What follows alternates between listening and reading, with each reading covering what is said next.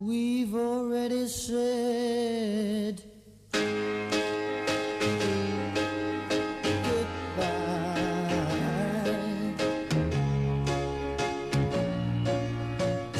Having coffee this morning with rock and roll legend Denny Laine. Now we heard Denny. Denny came to this country through his voice long before he arrived here. He grew up in war-torn Birmingham, England. He was born just a couple of months after D-Day. And Birmingham is the industrial center and the second biggest city in England. And it was ravaged by war. And as Graham Nash once told me, we didn't have anything else to do. All we did was play music because we didn't have much electricity. TV wasn't invented yet, and very little radio after what Hitler did to Germany. So young men like you picked up a guitar, entertained yourselves and your friends.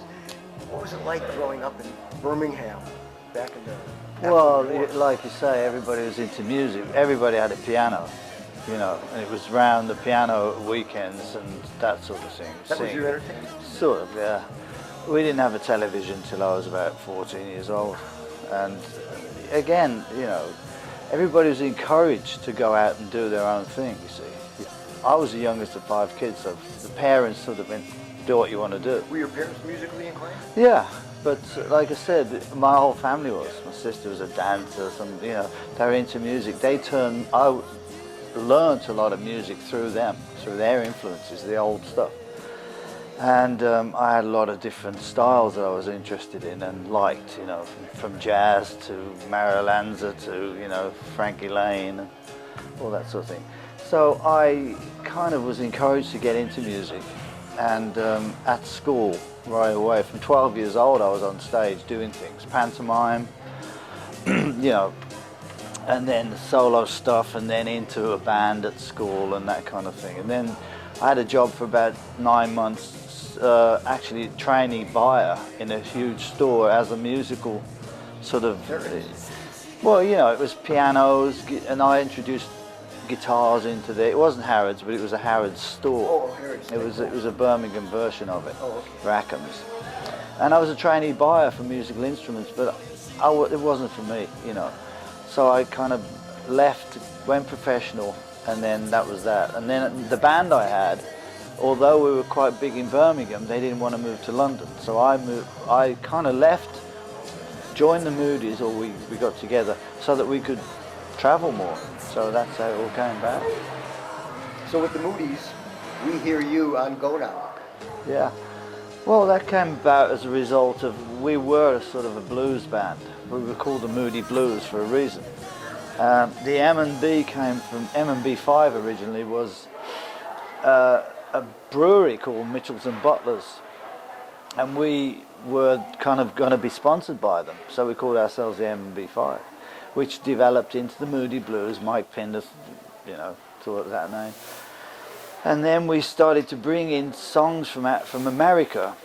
Although we grew up listening to Radio Luxembourg, which is the Forces Network in Germany, the American Forces Network. And so we were kind of R&B blues, you know, and then we got this batch of records over from the States, and Go Now was one of them. So because it was and Mike played piano, you know, it was because it was very gospel-y, we liked that song, and we decided to record it. You pulled that Bessie Banks version out of that pile of records. Absolutely, and many other songs that we did in our set as well were from that batch. Yeah. So you sang Go Now with the Moody Blues, but you weren't there very long, just a couple of years. It seemed a lot longer. No, it's just that, prior to the band becoming, you know, known, we were together in Birmingham for a while, just doing, I think we were there about a year, then we got discovered and brought to London.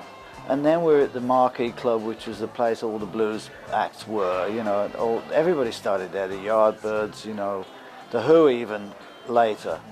A lot of bands made their mark in London at the Marquee Club. And that's how I got to know the London scene, and then eventually, you know, we did a tour, Chuck Berry tour. So he borrowed your amp. He borrowed my amp, yeah. He never brought it in. That's right. But anyway, that was the start, and then Go Now went up the charts as a result of us playing live, I guess, to all the different areas in England. Then we, got friendly with the Beatles and all that stuff. Then we did the Beatles' second British tour, and it kind of climbed from there, And you opened the show for the Beatles once. Well, that was the Diplomats days. That's when I was in Birmingham before the Moody Blues. Yeah, and it was a revolving stage, and then we came off.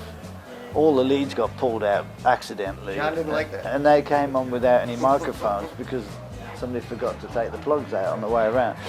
But that was a laugh, and that's the first meeting. So, although two of the guys out the Moody's had been to Germany prior to that, and I believe had met them when they were in Hamburg.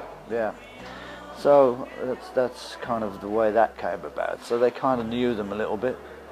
And of course, when we all came to London, like all the bands, everybody sort of got together in the clubs, and we all became friends as musicians going out. We had a lot of parties, all that stuff. So we all were like all helping each other out in a way, And that's how you got to know Paul, when you went to see, in the clubs you talked about music. We got to know them through, Brian Epstein ended up using us as on their label, not their label, their agency.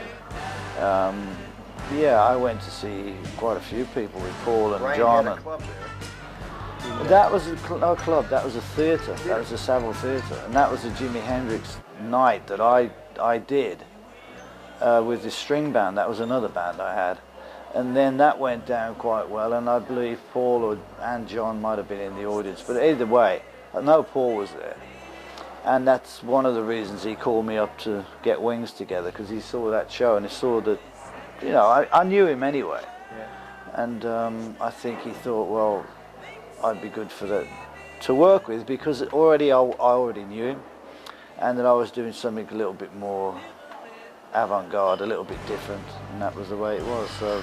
And you were good to work with. You got along well, and you collaborated. Yeah, well. we never really had any problems with that, and we were very positive the way we put it together, and it was the thing carried us along. It was just you just went with it. We didn't have a lot of time off. All the time off was still writing or going to Scotland, rehearsing and putting things together. So it was a very positive time for me, Tell me a little bit about the songs from My Love, and some of the songs I heard you play last night, Band on the Run, Live and Let Die. Well, I mean, that was, again, Paul did not want to do any Beatles stuff.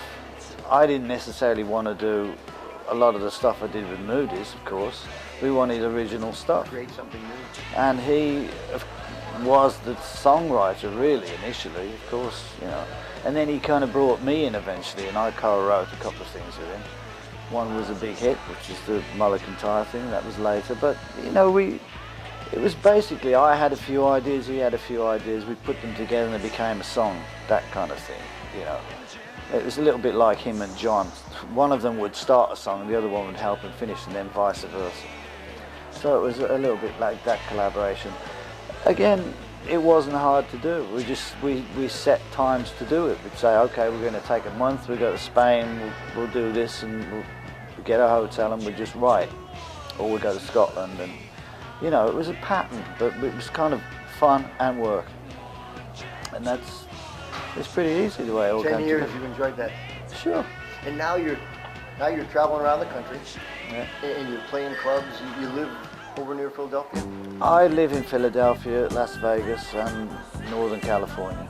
Yeah. The last time I saw you before last night was in Las Vegas at the Cannery Club for the Right. Gordon tribute. Right. That was great. Yeah, it was a good night. And when you and Jeff, and I've seen you a couple times do Band on the Run, and it's memorable. Well, I do my own version of it, this is the thing, and people like the songs, but I only do like a couple of those. I have actually done an album which is kind of a tribute to Wings album, where I've done a lot more songs on that, but sometimes we do more. But generally, I try to do a lot of my own stuff, from albums that I've done as well, mix it all in. Working with the Criers, I get to do that because we're friends, we know they know a lot of my other stuff, you know. One of your big influences, if I remember correctly, was Eddie Cochran? Absolutely, yeah.